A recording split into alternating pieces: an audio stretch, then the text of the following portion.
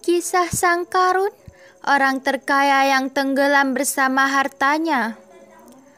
Dalam bahasa Indonesia, harta karun diartikan sebagai harta benda yang tidak diketahui pemiliknya.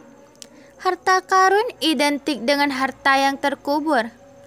Ternyata, hal ini berkaitan dengan kisah Karun yang tenggelam bersama harta kekayaannya akibat kekufuran dan kesombongan. Kisahnya diabadikan dalam Al-Quran sebagai bentuk peringatan sekaligus menjadi pengingat bagi manusia. Sungguh Allah tidak menyukai hambanya yang sombong dan tidak mengakui nikmat pemberiannya. Bahkan dalam sebuah hadis, nama Karun dijajarkan bersamaan dengan nama-nama lain yang tercela perilakunya.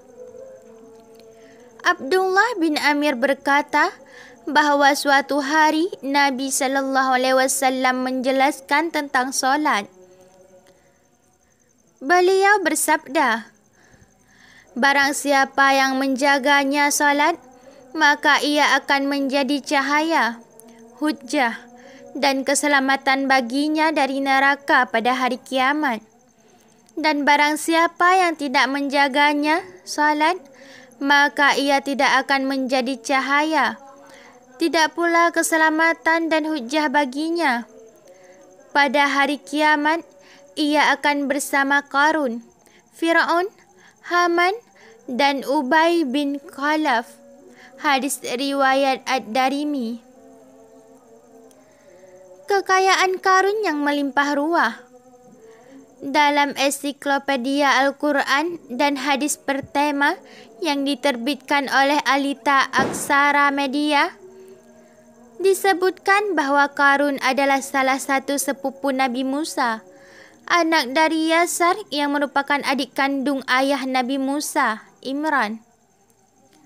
Baik Nabi Musa dan Karun masih termasuk keturunan Nabi Yakub karena keduanya merupakan cucu dari Quhas bin Lewi. Adalah Lewi bersaudara dengan anak Nabi Yakub, Yusuf. Oleh karena itu, apabila diurutkan nasabnya, maka nama lengkapnya adalah Karun bin Yasar bin Kahid atau Quhas bin Lewi bin Yakub bin Ishak bin Ibrahim. Sebelum menjadi hartawan yang bergelimang kekayaan, Karun sangatlah miskin dan memiliki banyak anak. Ia bahkan sempat meminta Nabi Musa untuk mendoakannya agar diberikan harta benda, dan permintaan tersebut dikabulkan oleh Allah Subhanahu wa taala. Dikisahkan pula, dia sering mengambil harta dari Bani Israel yang lain dan memiliki ribuan gudang harta, penuh berisi emas dan perak. Saking kayanya, kunci-kunci harta bendanya harus dipikul oleh beberapa orang yang kekar karena terlampau berat untuk dibawa oleh satu orang. Meskipun berkeberat dengan Nabi Musa, pada masa itu Karun yang pandai berbisnis memiliki Raja Firaun dengan mendukung dan menyokong pemerintahannya. Maka tak heran apabila hartanya melimpah ruah.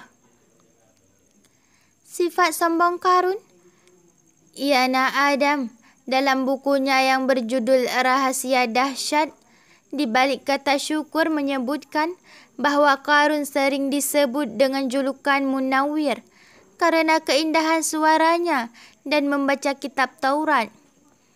Qatadah, Muqatil, dan Al-Kalbi mengatakan bahwa Karun adalah kaum Bani Israel yang paling bagus bacaan Tauratnya. Ia bahkan merupakan ahli kitab Taurat setelah Nabi Musa dan Harun. Namun, di balik ilmu dan harta yang berlimpah, Karun termasuk ke dalam golongan orang-orang yang munafik karena harta bendanya telah membuta hatinya. Banyak orang saleh yang mengingatkan dan menasihati agar ia tidak bersikap berlebihan dan tinggi hati. Namun, Karun mengabaikannya dan menganggap bahwa harta yang dimilikinya didapat dari ilmu dan usahanya tanpa campur tangan dari Allah. Hal ini termaktub dalam Al-Quran surat Al-Qasas ayat 78 yang artinya, Karun berkata, sesungguhnya aku diberi harta itu semata-mata karena ilmu dan yang ada padaku. Tidakkah dia tahu bahwa sesungguhnya Allah telah membinasakan generasi sebelumnya yang lebih kuat darinya dan lebih banyak mengumpulkan harta? Orang-orang yang durhaka itu tidak perlu ditanya tentang dosa-dosa mereka. Bahkan, Karun seringkali melewati kaum Bani Israel dengan pemakaian beserta harta yang mewah. Ia diiringi oleh para pembantu dan juga budak yang siap sedia melayaninya. Tentu saja hal itu membuat orang-orang iri, bahkan sampai berangan-angan memiliki kekayaan seperti Karun. Sebagaimana yang tercantum dalam Al-Quran surat Al-Qasas ayat 79 yang artinya, maka keluarlah dia, Karun, kepada kaumnya dengan kemegahannya. Orang-orang yang menginginkan kehidupan nyata di dunia saja berkata, andai kata kita mempunyai harta kekayaan seperti yang telah diberikan kepada Karun, sesungguhnya dia benar-benar mempunyai keberuntungan yang besar. Karun mendapatkan azab dari Allah. Pada akhirnya, Karun diazab oleh Allah, yakni dengan dibenamkan dalam tanah dalam waktu semalam. Dalam beberapa riwayat disebutkan bahwa Allah menurunkan gempa bumi yang dahsyat beserta tanah longsor. Tempat Karun ditenggelamkan bersama dengan harta dan pengikutnya telah menjadi danau yang dikenal sebagai Danau Karun atau Bahirah Karun. Adapun yang tersisa hanya puing-puing istana Karun yang terletak di daerah Al-Fayyum, Mesir.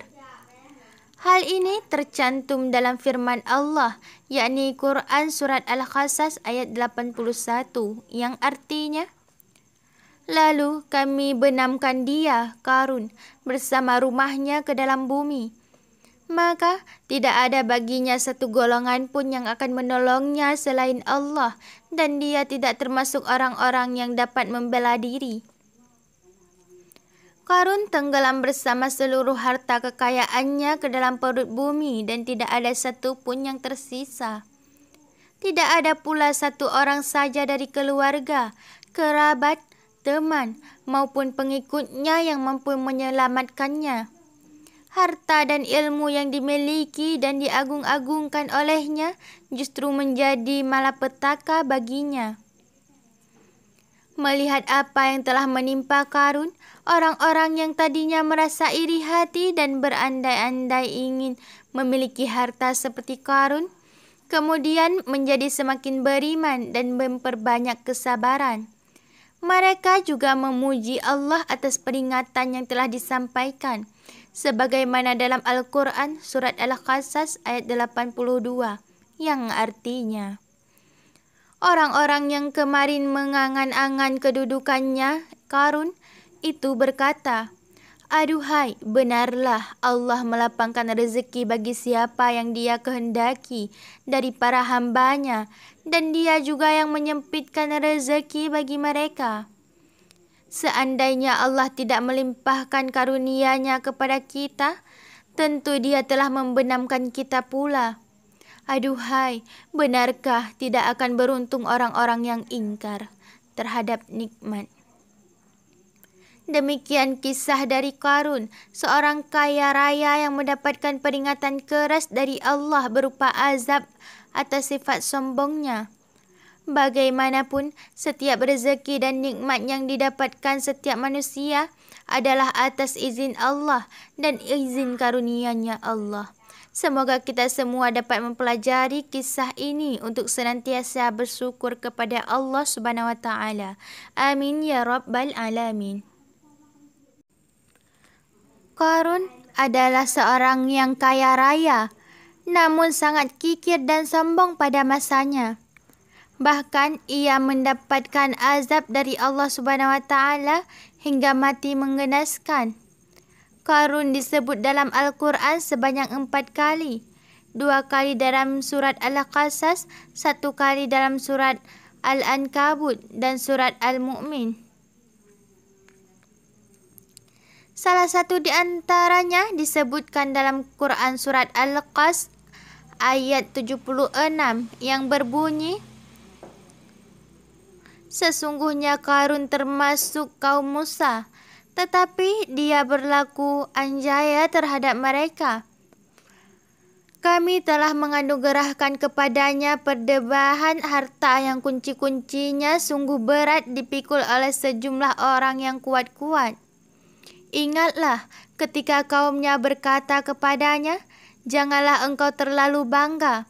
Sesungguhnya Allah tidak menyukai orang-orang yang terlalu membanggakan diri. Quran Surat Al-Qasas. Ayat ini menerangkan bahwa Qarun termasuk kaum Nabi Musa alaihissalam dan masih terhitung salah seorang pamannya. Namun, memiliki nama lain, yaitu Al-Munawar, bercahaya, karena wajahnya yang tampan. Ia paling banyak membaca kitab Taurat di antara teman-temannya dari Bani Israel. Hanya dia munafik seperti halnya Samiri. Ia berlaku aniaya dan sombong terhadap sesama Bani Israel.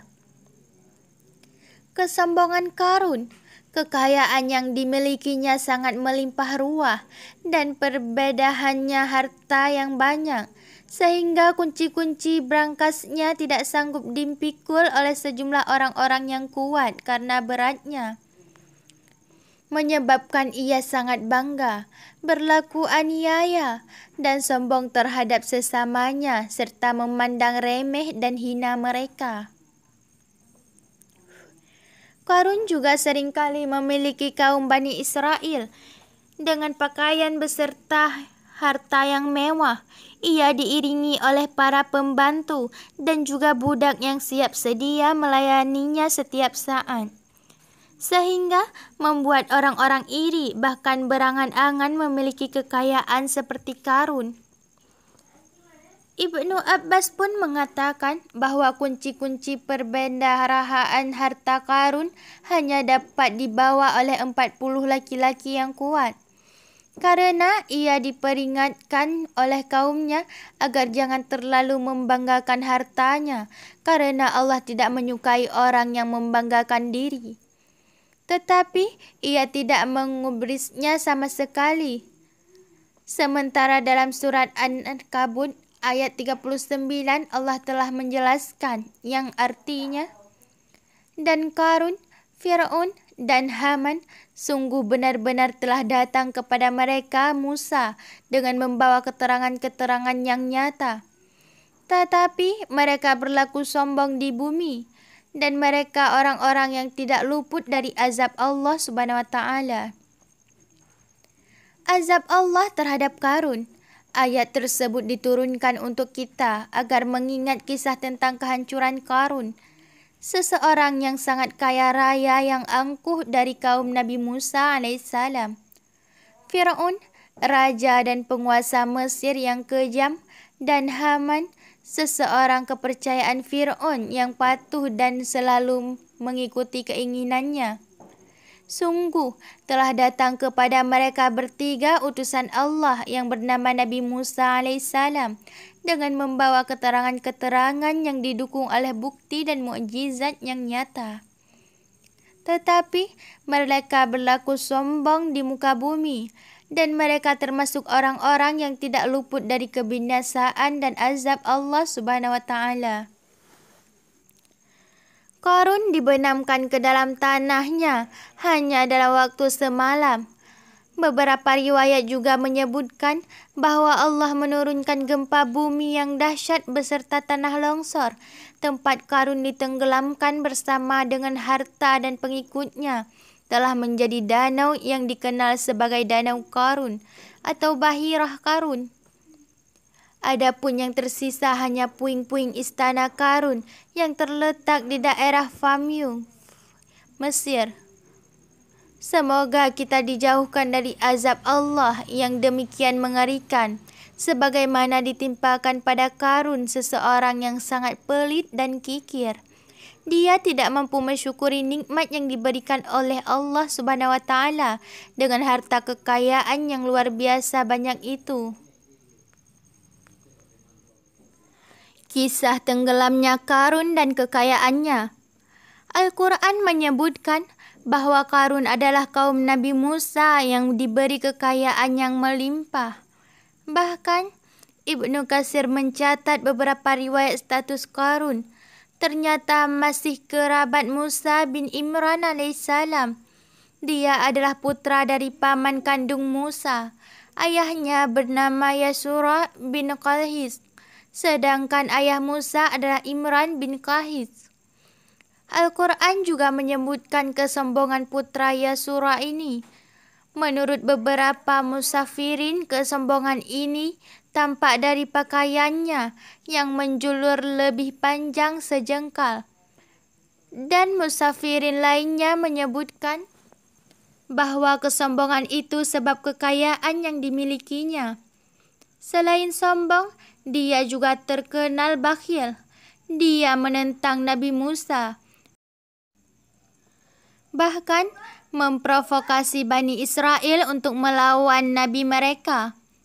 Cerita tentang penentangan Qarun tertulis dalam Hamisah Tafsir Yasin. Dalam kitab tersebut disebutkan bahwa Iman Abu Laits meriwayatkan dari Ibnu Abbas radhiyallahu anhu.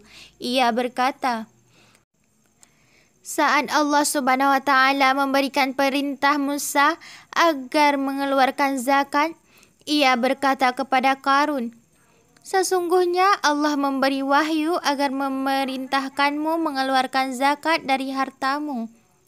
Berilah 5 dirham dari setiap 200 dirham. Namun, Qarun tidak menerima perintah Musa. Putra Imran memberi keinginan agar mengeluarkan zakat 1 dirham dari setiap 100 dirham. Qarun tetap menolaknya. Setelah kejadian itu, Qarun berusaha memprovokasi Bani Israel. Sungguh Musa tidak rela sebelum dia mendapatkan harta kalian. Sebagaimana pendapat kalian, kami akan pengikut pendapatmu, jawab mereka. Aku punya rencana, kalau kita akan memfitnahnya berzina, setelah itu kita dapat membunuhnya. Rencana Qarun dan pengikutnya adalah memanggil seorang pelacur dan memberinya banyak uang. Mereka menyuruhnya mengaku telah berzina dengan Musa. Setelah itu, mereka datang bersama seorang pelacur menuju Musa yang sedang bersama masyarakat Bani Israel. Mereka berkata, apa hukuman bagi seorang yang mencuri? Dipotong tangannya, jawab Musa. Meskipun kamu pelakunya? Iya, meskipun saya, jawab Musa. Apakah hukuman bagi orang yang berzina? Dirajam atau dicambuk, jawab Musa. Meskipun kamu yang melakukannya? Iya, meskipun aku yang melakukannya, jawab Musa. Wahai Musa, kamu telah berzina dengan seorang perempuan. Saya? Nabi Musa terkaget atas tuduhan mereka. Kemudian mereka membawa pelacur yang telah diberi uang banyak tadi. Saat perempuan itu datang, Musa menyumpah dan bertanya dengan zat yang mampu membelah lautan bagi Israel dan menurunkan Taurat atas orang-orang yang jujur. Tanpa disangka, perempuan itu berkata, demi Allah, aku tidak melakukan tuduhan itu. Aku bersaksi bahwa engkau bersih dan Allah membersihkanmu dari tuduhan keji mereka. Engkau adalah utusan Allah. Mereka telah memberikan harta banyak kepada saya agar mengaku telah berzina denganmu. Musa pun terjungkal, bersujud dan menangis. Allah memberikan wahyu kepadanya. Aku telah menjanjikan bumi tunduk kepadamu. Perintahlah dia sesukamu. Nabi Musa berdiri memerintahkan bumi agar menelan Qarun dan pengikutnya. Saat itu, Qarun sedang di atas permadani berharganya yang tinggi. Bumi pun mengambil kakinya. Kursi dan permadaninya hilang ditelannya. Setelah itu, Musa menghinakan dan mengancam mereka. Mereka pun pasrah. Namun Musa semakin marah, meluapkan amarahnya. Hai bumi, telanlah mereka. Perintahnya untuk kedua kalinya. Maka tanah menelan tubuh mereka sampai setengah badan mereka terpendam. Sekali lagi Musa memberikan perintah bumi. Tanah semakin menarik badan mereka sampai ketiak. Tangan mereka berlambai-lambai sedangkan tubuh mereka terkubur. Sebelum selesai di situ, Musa kembali menyuruh bumi. Ia pun menelan sampai leher dan nampak dari mereka hanya kepala hingga Musa memberi perintah terakhir dan mereka terkubur rata oleh tanah. Setelah itu, Allah Subhanahu wa taala menurunkan wahyu. Hai Musa, hamba-Ku telah tunduk kepadamu. Mereka memohon dan meminta belas kasih. Namun, kamu tidak terbalas kasih. Demi kemuliaan dan keagungan-Ku, seandainya mereka berdoa dan meminta tolong kepadaku satu kali saja, maka Aku akan mengasihi mereka. Melihat Qarun dan pengikutnya ditenggelamkan, Bani Israel berkomentar, harta dan semua simpanan Qarun tidak terpendam. Pasti Musa akan menguasainya. Beliau pun berdoa agar semua harta dan simpanan Qarun tenggelam. Akhirnya, bumi menelan Qarun dan semua kekayaannya. Para ulama berkomentar bahwa kehancuran Qarun sebab 3 perkara. Cinta dunia, enggan berzakat, dan menfitnah Musa. Sekian dulu ya teman-teman. Assalamualaikum.